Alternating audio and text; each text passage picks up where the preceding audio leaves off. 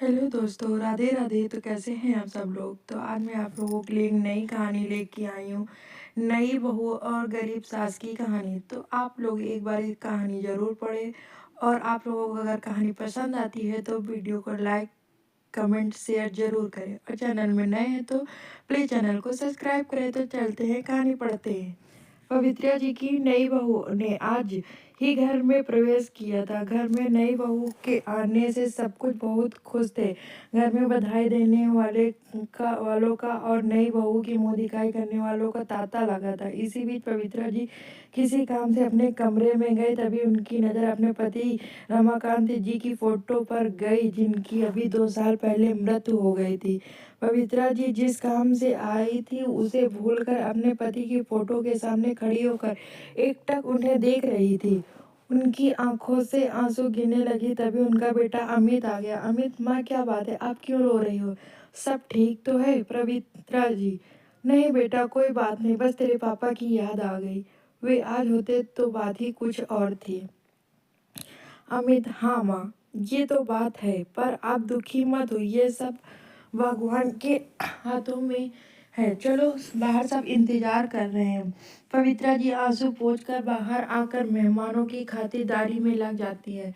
शादी से भरे घर में सभी नई बहू को घेरे बैठे थे। 2 दिन बाद जब सब मेहमान चले गए तो पवित्रा जी ने बहू और बेटे को एक जगह बिठाया और कहा, पवित्रा जी, बेटी, ये सब अब तुम्हें घर संभालना है। ये लो घर की चाबी। अंजना, माँ जी, ये सब आप मुझे क्यों दे रही हैं? ये आपका घर है, आप संभालिए। अमित, तुमने माँ जी को बताया नहीं कि शादी के बाद आप ने नए प्लाट में रहेंगे? पवित्रा जी, अमित, ये बहू क्या कह रही है? मैंने इतने अरमानों से तुम्हारी शादी की थी, तुम लोग मुझे अकेला छोड़ने के प्लान कर रहे हो? यह कहकर पवित्रा जी रोने लगे। अमित, माँ, ऐसी कोई बात नहीं, तुम तो जानती हो अंजना नए ख्यालों की लड़की है, इसीलिए हम अलग रहना चाहते हैं। यहाँ एडजस्ट नहीं हो पाएगी। हम आपसे कभी कभी मिलने आया करेंगे। आप चाहो तो कुछ दिन के लिए हमारे साथ रहने आ सकती हो। यह सुनकर पवित्रा जी को बहुत झटका लगा। उनके पति का स्वर्गवास हो चुका था। उनका इकलौता बेटा अमित भी उन्हें छोड़कर जा रहा था। वह अकेले किसके सहारे रहेंगी? यही सोचकर वे रोते हुए अपने कमरे में चली गई।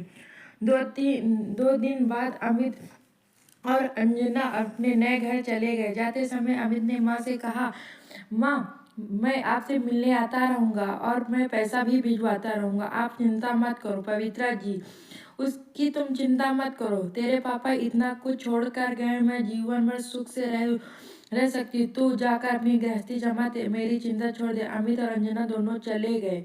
इतना देख पवित्रा जब फूट फूट कर रोने लगी। ये जो उनको चुप करा था, इसीलिए रोते रोते सो गए। जब उठी तो छत पर जाकर बैठ गए। इसी तरह कुछ दिन बीत गए। अमित ने नए घर में जाकर एक भी बार माँ से बात नहीं की। अमित के इस व्यवहार से पवित्रा जी टूट सी गई थी। एक दिन पवित्रा जी की बचपन की सहेली उनसे मिलने आई। कविता, अरे पवित्रा, कैसी हो? अमित की शादी हो गई। मैं ना आज बहू की मुँह दिखाई पर आई। बहू कहाँ? पवित्रा जी, कविता, वे दोनों घर छोड़कर चले गए। बहू मेरे साथ रहना नहीं चाहती थी। यह सुनकर कविता बहुत गुस्सा आया। उसने कहा, कविता, तू चिंता मत कर, मैं हूं ना तेरे साथ। सुन, इस घर को पेइंग गेस्ट बना दे।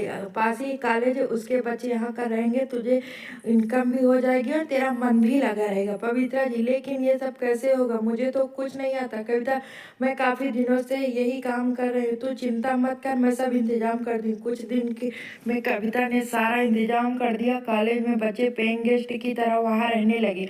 पवित्रा जी उन्हें से बातें करती रहती, उनको अपने बच्चों की तरह ख्याल रखती। इस सब में कब दिन निकल गया पता ही नहीं चलता। पवित्रा जी इस सब में इतनी खुश रहने लगी कि उन्हें अब अमित और अंजना की याद भी नहीं आती है। बच्चे भी उन्हें बहुत मानते थे। इस तरह उनका अकेलापन भी दूर हो गया। उन्हें किसी पर बोझ भी नहीं बनना पड़ा। तो दोस्तों, आप लोगों को ये कहानी कैसी लगी प्लीज़ कमेंट में ज़रूर बताएं। और चैनल में नए हैं तो सब्सक्राइब करें। Thank you.